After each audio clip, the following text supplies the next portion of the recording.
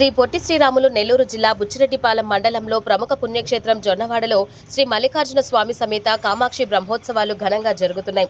ఈ నేపథ్యంలో బ్రహ్మోత్సవాల్లో భాగంగా శ్రీ మల్లికార్జున స్వామి కామాక్షితాయి అమ్మవారు సింహవాహనం పైన భక్తులకు దర్శనమిచ్చారు. కామాక్షితాయి అమ్మవారు గ్రామంలో సింహవాహనంపై సంచరిస్తే దుష్ట శక్తులన్నీ పారిపోతాయని పురాణ కథలు చెబుతున్నాయి. ఉదయం తిరుచి ఉత్సవం వైభవంగా నిర్వహించారు.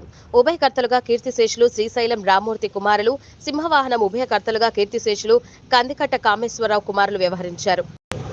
ఈ కార్యక్రమాలను ఆలయ ఈవో గిరికృష్ణ పర్యవేక్షించారు. అమ్మవారిని దర్శించుకునేందుకు పెద్ద ఎత్తున భక్తులు పాల్గొన్నారు.